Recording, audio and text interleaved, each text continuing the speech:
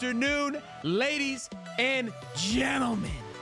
Welcome back to another episode of High Top Sports. You may have noticed a change, a sense in the air, or it could just be new decorations. And if that was your guess, then you are correcto mundo.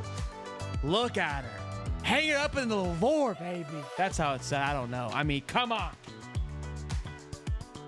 You can just look at her, you know?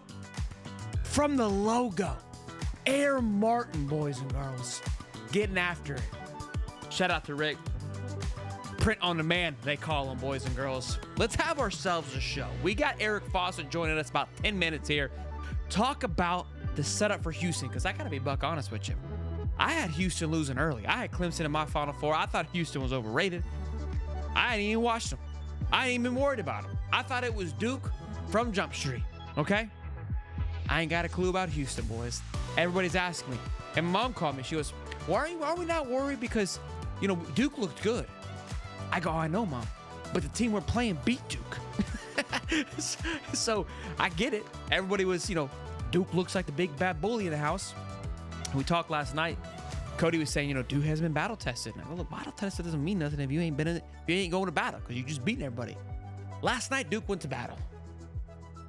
And they weren't battle tested like the boys. They were not battle tested like the boys.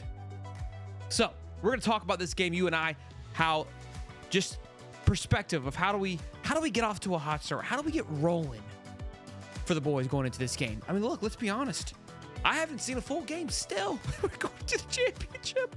I haven't seen the best game. The best game was the SEC championship against Tennessee. The SEC championship was just phenomenal basketball. And look, Todd's going to come out of this golden. You see what I did there? I don't even try anymore. But look, he's been out coached quite some time. Bruce had him in shambles. UConn had him in shambles. I think Maryland had him on the toes. Where we've been able to pull ourselves out. The talent on the basketball court has been exceptional, and I think it's just the ability for the boys to get it done has been the main thing.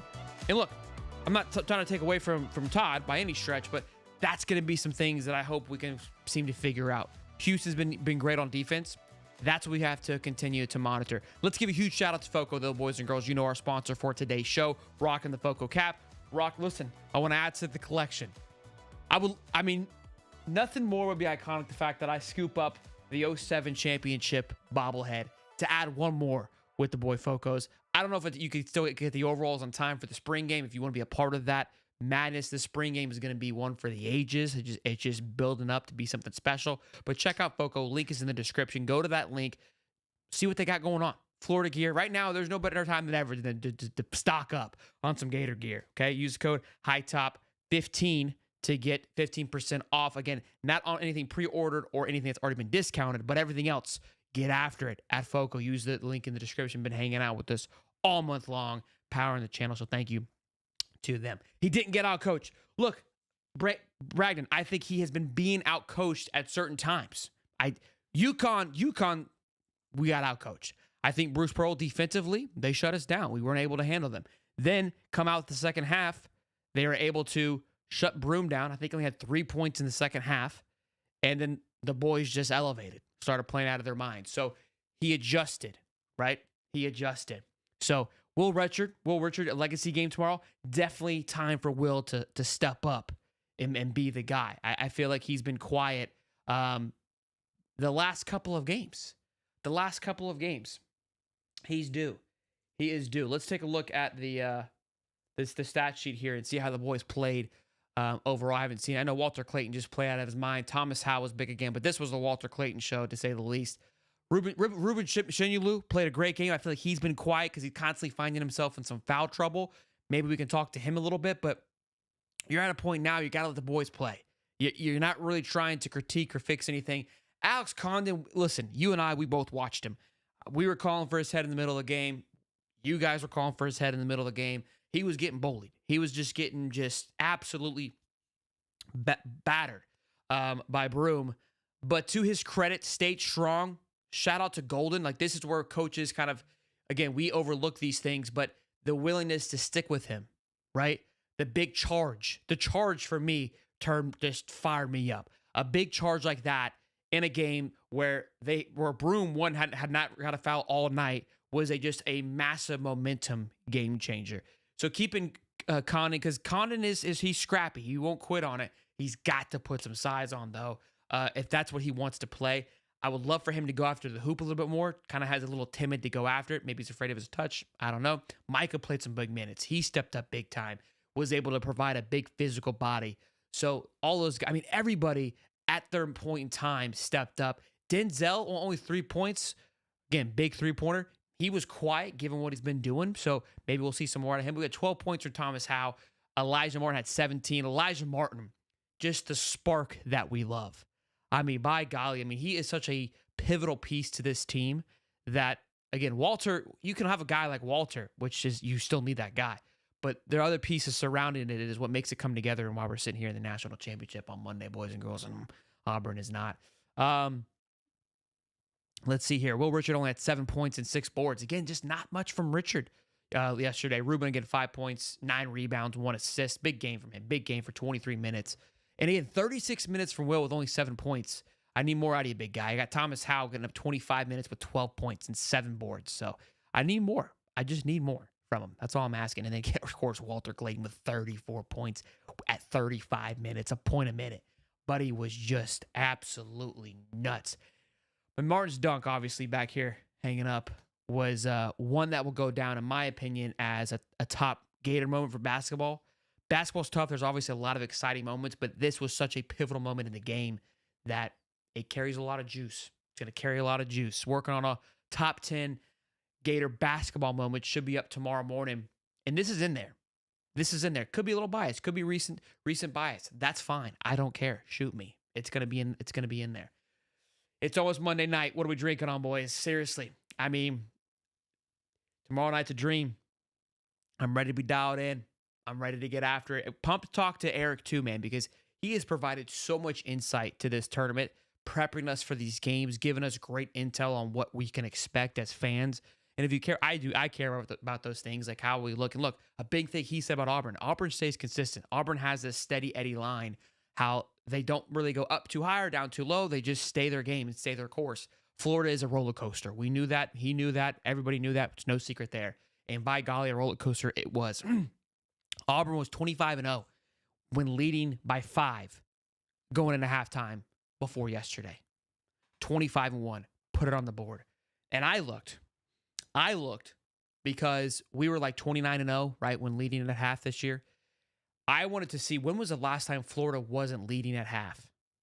I gave up looking. We were tied with UConn, okay? But outside of that, I couldn't. I went back to February, I think, and we had not led at half. So when you start looking at, you're trying to figure out what's going to be the difference maker. I was in shambles. Broom had 12 points. He only got 18 on us last time. He said that was a bad game. He's averaging 18 for the year. So I was like, I don't know if that math is mathing. But by golly, completely shut down. Completely shut down. Golly, you got a tickle. They did a great job, I felt, at the second half, kind of bringing in the swarm a little bit. And you got to think, too, again, that's what I want to know about Houston. What's Houston's kind of go-to thing? Duke, why I wasn't too intimidated by Duke, I felt like they embodied a lot of what the teams we have been playing thus far. Kind of sent around a big guy, but Cooper played a different game, so that's part of it, too. Eric is about to join us here, boys. $2. How does this affect Billy Napier in football? That's a great question, and we will answer that once we finish wrapping things up with our guy, Eric Faucet. So let's go ahead and bring him in here right now. Huge shout out to Eric. This man's working overtime on the show as of late, and I couldn't thank you enough, my man. How we feeling, baby? Yeah, feeling good. Yeah, it's busier than it's ever been in my 7 years.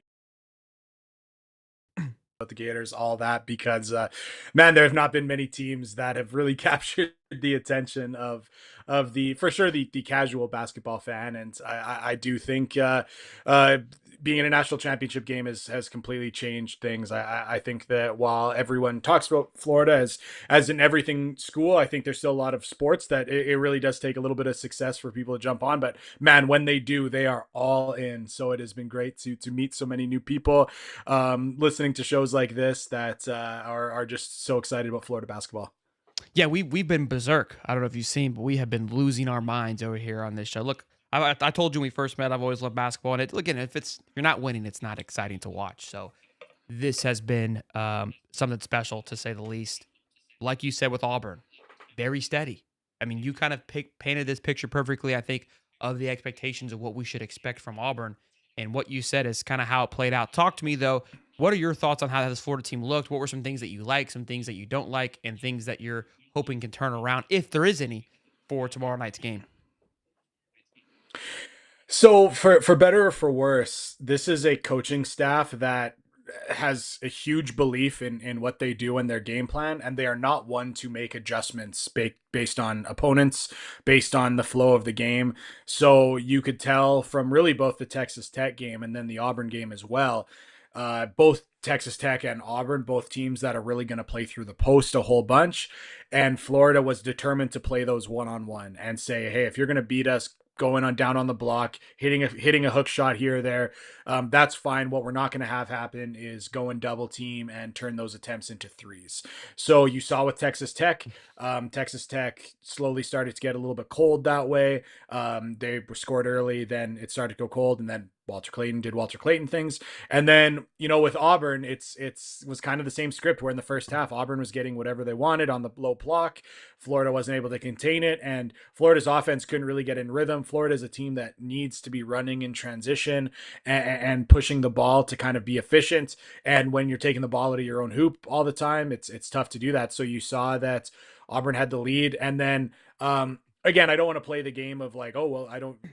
Florida would have lost if this didn't happen, but it was pretty clear that Janai Broome with the injury was not 100%, completely ran out of steam in the second. Chad Baker Mazzara with a massive wrap on his hand was not himself in the second as well. So we saw Florida steadily take over. It just took that one kind of shooting spree at the beginning of the second half where it was cut from 49. I think it was 49-40 for Auburn. Florida was able to bring it back, and then from there Florida just had so much more in the tank. And it's again, I think it shows how strong of a team Auburn is, that they were able to still stay close to the Gators despite their two best players walking wounded. But it's something we keep talking about. If you're going to win a national championship, you're going to have situations like this where things kind of go your way. The Gators have had that happen in a couple of moments, and then they've also put matters in their own hands with some pretty remarkable plays in the clutch. So it was certainly nice for, not that this was like a blowout win for the Gators by any stretch, but it certainly wasn't as stressful in the final minutes as Texas Tech. So I think a lot of Florida fans will be happy for that. Look, 3 minutes to go, we were up like two, and I was like, "This is a much better place than we were just a couple days ago." So I took that with love, and I took the last 20 minutes of basketball. I said, "Look, this could be it. So let's enjoy it." But I want to ask you: you say they were down on injury, but it felt like they had a helping hand from the Zebras on the court. You watch a lot of games. I don't know what you can say about this, if you can be critical or not, but did it seem? I mean, I hate to be that guy, and that seems kind of cliche when you say that. Usually, you complain. But it felt like it was just one foul for Broome. I mean, it felt like it was extremely lopsided and things. I'm all about letting them play, but it didn't feel like it was being traded the same way. Now, you're always going to say that from a fan perspective, but did it seem that way to you, or am I being too biased here?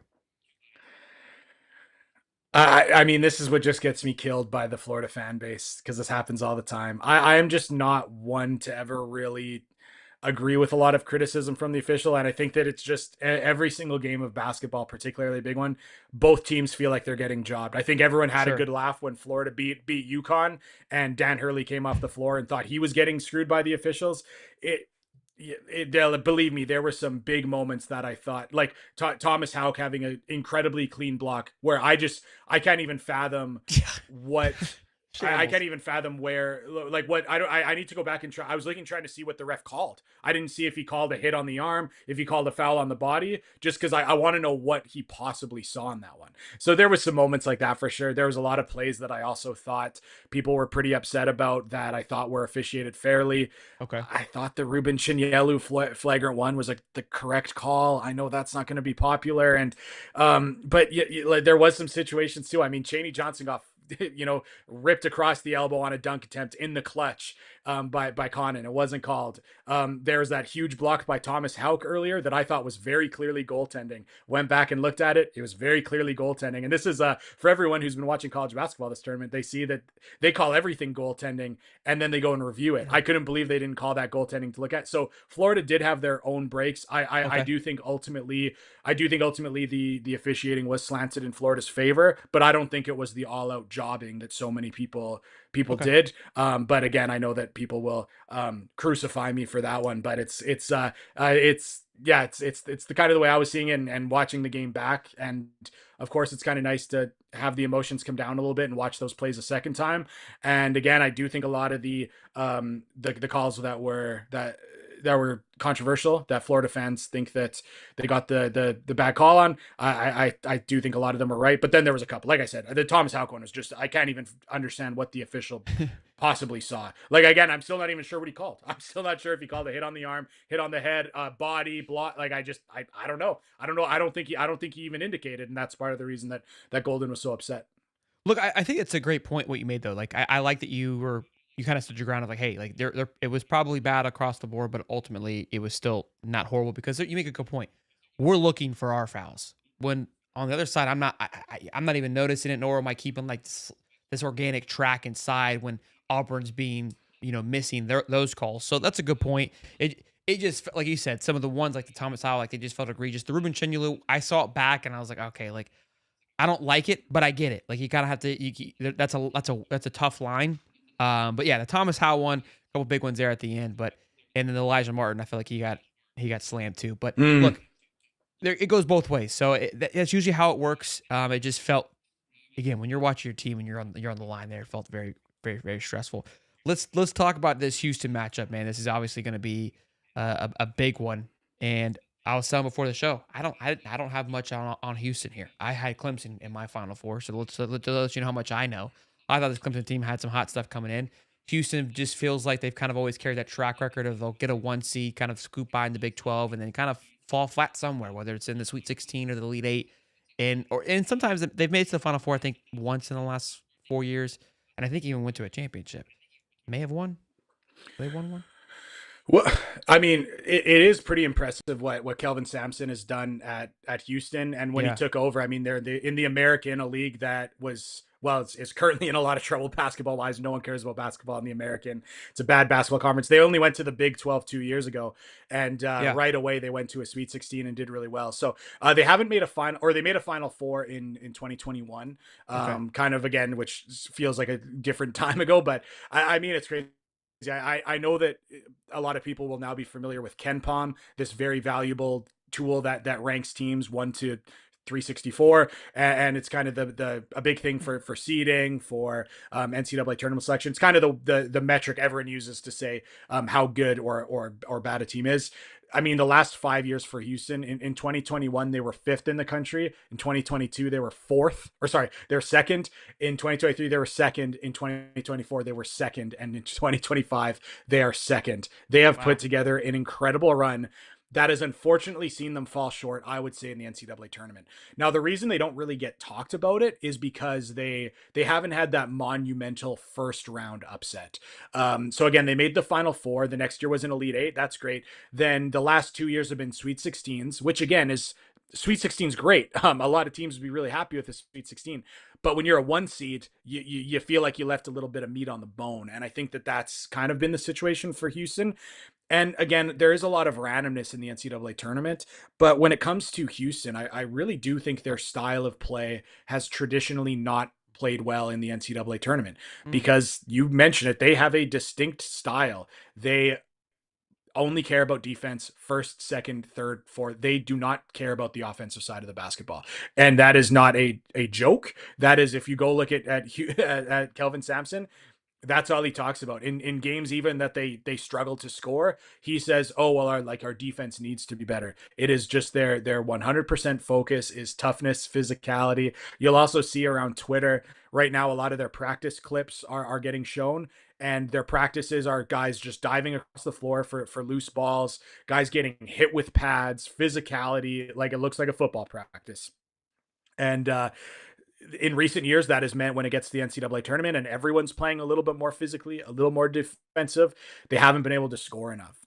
And that's still been a little bit of the issue for them. And I use the term issue loosely because, again, let's remember that Houston has only lost one time in regulation since November 9th. Their 3 losses this season, other than losing to Auburn in the second season, were all in overtime, which, speaks to how good they have been. So, but some games will be close for them because they struggle to score. And again, they are a team that is they're the exact opposite of the Gators. The Gators are all analytics, all trying to put up threes and shooting at the rim.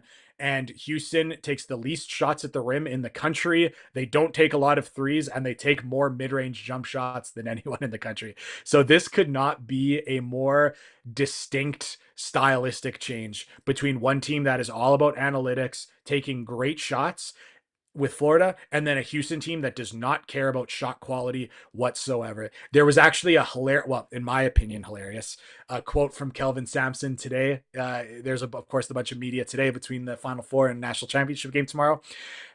He said something, I'm paraphrasing, but he said something along the lines of like, I'd much rather have a guy miss a shot and us get the offensive rebound and score than have a perfectly executed offensive play.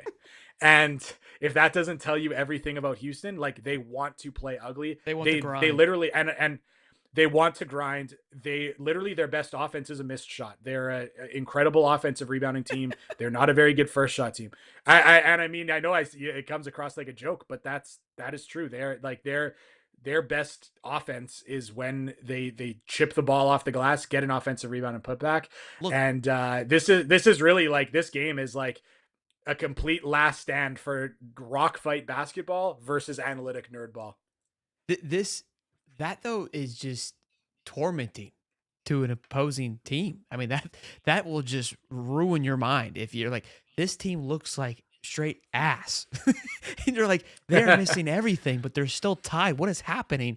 And I could see where that could wear and tear on you. Look, as you were talking, yeah, Duke is still thinking about that at this moment. And so I said before the show, we talked about it last night. My buddy Cody was like, "Look, this Florida team is battle tested. Duke is not, because everyone thought Duke was going to be there." And I go, "Look, battle tested only comes into play if you're in battle. Duke has just been, sailing through and just playing their game and hasn't been tested. Which there's a pro to that. I said there's the ignorance is bliss. You don't know what you don't know. So if you haven't lost or felt that moment, you just think you're going to scoot through. Now, if a team can crack through and make you feel a little wobbly, and then you're not battle tested, that's when it plays a factor, and that happened last night with Houston. So as you were saying that, I'm thinking, okay, well, how does this match up with this Florida team? Well, we're sloppy with the ball. We turn it over way too dang much. That's a problem. That leads me to believe that Houston will really capitalize on those turnovers. But number two, we play on conscience. They missed 4 in a row, and it's like you think they made 5 in a row. The mood does not change. I will say that to all the guys. Like, they don't seem flustered. They are battle tested. So it sounds like it's kind of peaking to be a really fun, interesting matchup. And I also think this Florida team has played some really good defensive teams. It feels like we have, anyways. So maybe a good build up. Am I wrong on that, or Florida has done more damage to themselves? I mean, the first thing I'll say, and just you said it a couple sentences ago, but every Houston game is disgusting. Like, I'm just gonna be honest with you. When they win, it is because they have offensive rebounded and ground the game into a powder, and it's just a matter of like I honestly think the least enjoyable game that I have watched in the last 3 weeks was when they beat Tennessee, who's also a rock fight team. And I mean, that's also a perfect example. Like, I've been on some shows saying that I thought that Houston was going to kill Tennessee because they play a similar style, but Houston's just way better at it. And we saw that, but it was just, both both teams just absolutely struggling to do anything and make anything happen. So that's just kind of the nature of the way that Houston plays, and it's just one of those situations that if Florida, like, I kind of see a situation where Florida's either going to win this game by 12 or Houston's going to win it by 1. Like, this is there's no way to me that this is just like a close game that like Florida just like edges out, because I honestly think either Florida has the is just executes on such a higher level offensively and is able to neutralize some of that grind style of play with Florida's offensive rebounding and their length, or Florida or Houston turns over Walter Clayton too many times and is the first team to be able to slow him down. And just because Houston doesn't blow teams out, it becomes a close game, even though Houston, plays better. But I've just said it all year long. Like, Florida has really handled these kind of rock fighty teams. And when everyone was really scared of St. John's and Florida's quadrants of the bracket, I was like, I think Florida kills them. I mean, St. John's the 2 seed in Florida's bracket, lost really early, so they didn't have to deal with that. But it's just it's a genre of team that Florida has just handled quite well, particularly with Tennessee, who, of course, Tennessee also caught the Gators once, one of their few losses. But you look at Texas A&M, a team that plays that style, not as good as Houston. Florida had no issues with them. You do see some of that in the SEC for sure. So Florida's played this style, and I'll also say I've been a Houston detractor all season long. I don't think that I don't love that style of play.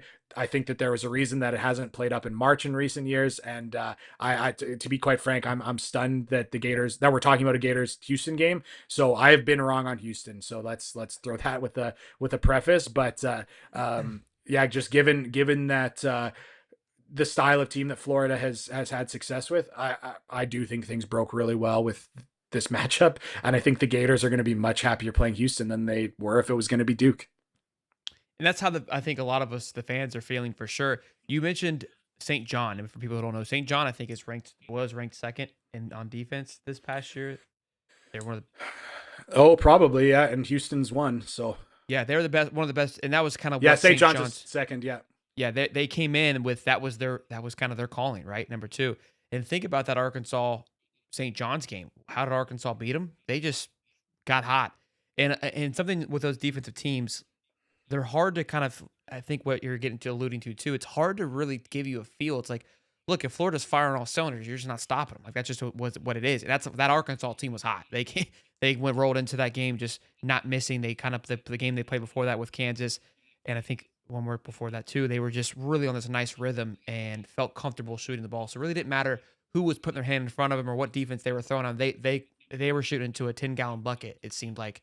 Obviously they ended up choking versus Texas Tech, but at that point they were doing just fine. And that's, again, if Florida can find the rhythm, I think, like you said, they've played this team all year long in some shape or fashion, have had no issues with it. However, when you got a team like Houston that makes it gritty, that makes it ugly, that's why it's hard to predict a game. That's why it's a 1-point spread, because it's like, and the over-under is 141. It's just, if they can get it ugly enough, it becomes just, it's not even a basketball game anymore. And again, it becomes up here because the guys are used to this, and it's a weird way. I've always said it's like ping pong. You can be the best at ping pong and really, really good. And that's kind of how I would come across like a Houston.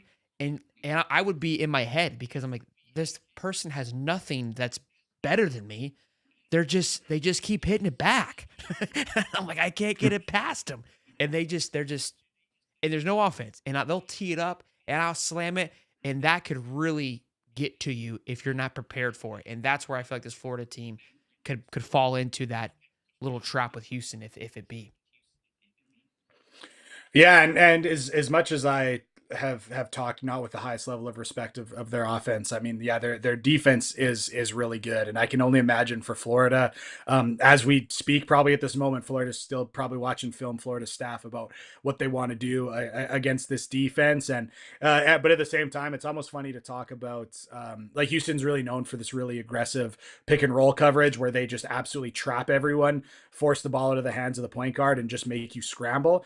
And Florida's, of course, really struggled with turnovers recently. Yeah. So that is definitely a concern, I think, without having a lot of great ball handling on the Gators. Mm-hmm. But it's also one of those things where it's like, well, they also turned the ball over a ton against Auburn, didn't hurt them enough. And throughout this tournament, they've been throwing the ball around, giving it up, and still they've won. So there's one element where it's like, for a Houston team that struggles to score, if you turn the ball over trying to run pick and rolls and then they get some points going the other way, that's just extra backbreaking because you need to make Houston try to execute in the half court. But at the same time, I also just look at the way that Florida's turned the ball over in recent games and still won. It's like maybe they can throw it away a little bit and still be successful. But I do think that is going to be something to watch for. And if you are looking for the biggest kind of concern from a Florida standpoint, it's going to be these guards versus the pressure of a Houston, and how Florida tries to keep Walter Clayton and Elijah Martin particularly out of situations where they will be trapped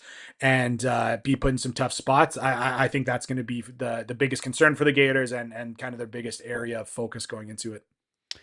Harrison says, what do you think the UF offense plan to combat Houston's defensive style? Well, that's a great question. I guess I kind of just answered there, but I think Florida needs to stay out of middle pick and roll plays. Okay. Those are just the ones that Houston are absolutely at their best, taking away and being disruptive. So I think that the idea of Walter Clayton dribbling the ball in one spot while Alex Condon sprints up to set a screen, that's just where Houston is so good. I think that to get Walter Clayton going in ways that he can't get trapped, using some of those dribble handoff plays, we saw them a bunch at the end of the UConn game in the clutch, and a little bit against Texas Tech, where Walter Clayton will almost stand underneath the rim.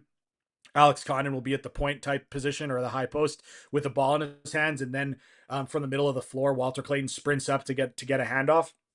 Those are much more difficult plays to trap, and I think that Florida needs to do a little bit more of that as opposed to ball screens. I mean, I've also mentioned as well that I think that Elijah Martin is someone I don't want to see in ball handling situations particularly. I think you've got to, when you're playing against a defense this good, you've got to win or lose in the hands of your best players. We can't be here in a situation where we're looking back at the game, win or lose. And well, I guess if we win, whatever happens, it's all good.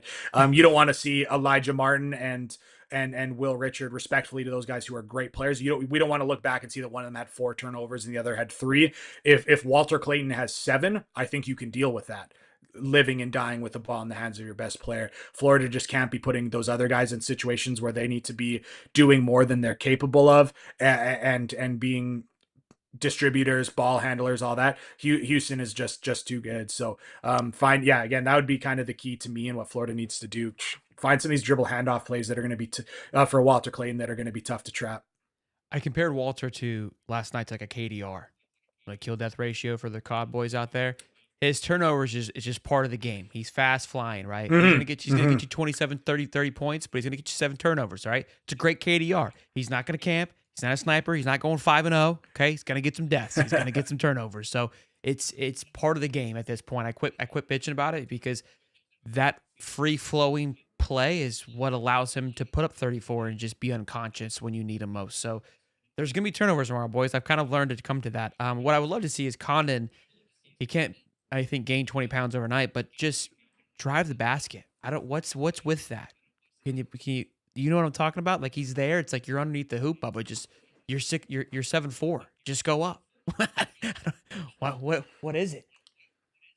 I think it's got to be the injury. I mean, Okay. even at a couple plays where he had some pretty rough turnovers as well against Auburn. And I mean, one of them, he went to pivot and he just winced and then threw the ball out of bounds. And I just honestly, I feel like watching him play and the hesitancy around the rim, I just don't feel like he's right. And I think He's not ready to come fall down on it. Makes sense. No, I don't think so. And I think that's got to be the one concern Florida has from a roster standpoint. I mean, in the scheme of things, Florida has been fairly healthy.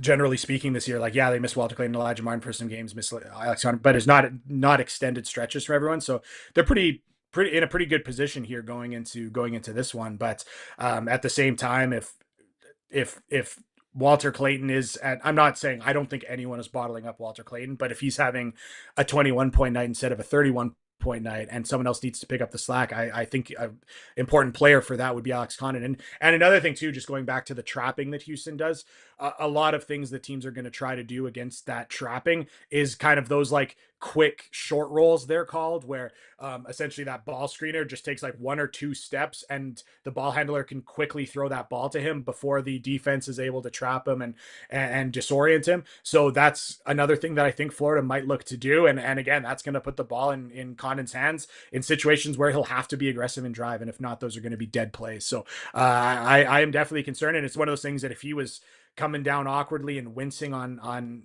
Saturday, I don't know if he's going to be much better on a Monday, but you tape it up and you see what happens.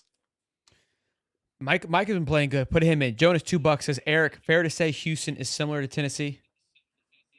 I think it's a great comparison, and that's why I thought Tennessee just got rolled by Houston. I think they play the exact same style, and Houston's just better at it. And that's why when you've got two teams that play the same way, it's going to be the team that's better, that is dominant. So I think Tennessee's the only kind of difference I would say is that Tennessee has a little bit more speed on the perimeter with like a Zakai Ziegler, their like 5'9" point guard who pressures that way, where Houston is a bit more length and bulk. But in terms of style of being disruptive, of pressuring, passing lanes and trying to deny ball reversal, and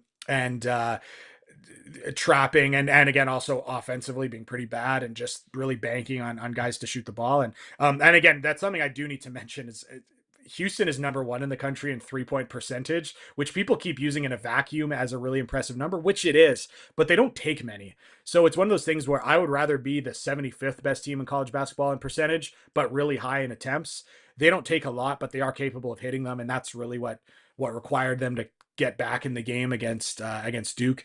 And Tennessee has that a little bit as well with the Chaz Lanier. And that's where you saw there's times that Chaz Lanier, when he was on, Tennessee was able to win some games, and when he goes cold, they just have no other option offensively. And I do see that a little bit with Houston as well. So I think that while Tennessee was able to catch the Gators once, I think ultimately, of course, the Gators were able to get the last laugh when it came to beating Tennessee. And I do think that's the perfect game that Florida fans can look at and say, well, if Florida beat Tennessee and handled that with relative ease, I mean, Houston is just going to be a slightly better version, but not a greatly better version. Eric, I got to tell you, man, this has been 2 things. I want to say thanks, and then I want to ask you kind of your sign-off question. But this has been awesome. Getting to meet you here in these circumstances have been great. That you've been willing to hop on and do these shows. And March, it's madness, so it's quick. It's bang, bang, bang. And here we are. Getting to have these extra conversations have been a blast. This has been a treat for me, and I'm hoping for everyone else. I think they really appreciated your insights. That, again, the hype and the appreciation for basketball has grown, and someone who's been following for 7 years, and it's fun when the work that you've been putting in is people are starting like, okay, we're listening now. We care. We want to hear it. So thank you, my man, for tuning in, and of course, tell them where they can find you when you answer this last question, and how they can keep up with you even after the season. So again, how's Todd gonna carry this over? But give me your score prediction for tomorrow night. How you feeling, and who's going to be the breakout guy? What's going to be the difference maker for the Gators? I've been a Houston detractor all season long. They have proven me wrong just to get to this game, but I am just gonna stick to what I thought all season long, that this rock fight style of play has a ceiling, and I think that Florida wins 79-70. I think 70 points from Houston is one of their bigger offensive outputs. I do think that that's going to be an important kind of situation, is just that the fact that if Florida can just muster 79 points or something like that, that's a difficult challenge for Houston to hit. So I'm more confident about Houston matchup than I was an Auburn matchup and a Texas Tech matchup. So wow. Hopefully I'm not jinxing it, but I think that in a tournament where there's been some things to go Florida's way in a number of ways, I think taking on Houston in a team that's a style that Florida's handled well all year, I think that's just going to be another story of an NCAA tournament where things have went Florida's way. But people can follow me at Eric Faucet _. All my writing is at GatorCountry.com. I also have a Florida basketball podcast called Florida Basketball Hour, which we're recording again just after I get off this call. So there'll be a bunch of content there, as well as on the Patreon, where there's a bunch of like film studies where I look a little bit more about why I think Houston's offense is really bad and why Florida is in a really good position to win. Awesome. Go check that stuff out, boys. Eat it up, gobble it up while you can. Look, it's fun for me watching the game. Look, we get nervous. Our belly gets twists and turns, and there's I said it on the stream last night, buzzed and all. Eric's up here living strong for these games. That's what's been fun for me. And so it's. I remember you saying, "Hey, Auburn steady," and I go, "Guys, boys, this is what Auburn does. We do our peaks and valleys. We're in a valley right now. Here comes the peak, and by golly, we peak." So. Eric, man, you're awesome. I hope I see you again this week on Sunday, and here we are. So maybe we'll have you on again, man, and celebrate the championship to say thank you one more time. Maybe we'll go to do this one more time before next year.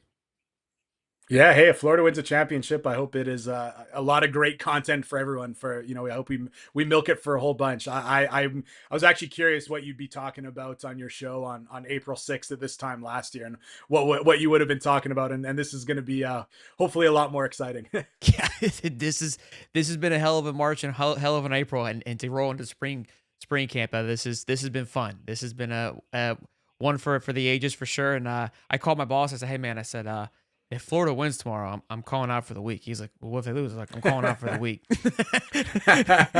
That's championship basketball right there. Either way, it's gonna be a road, and I'm not sure I'm gonna be conscious for it. But Eric, thank you, man. I appreciate you, Bubba. Go Gators. Go Gators. Have a good rest of your show and enjoy the games tomorrow. Yes, sir. Thank you, man. Eric Faucet, everybody. Not relation to Hayes Faucet by any means, but incredible stuff, man. I mean, he's come on the show. He has been just absolutely let's rock, made it work. Great guy.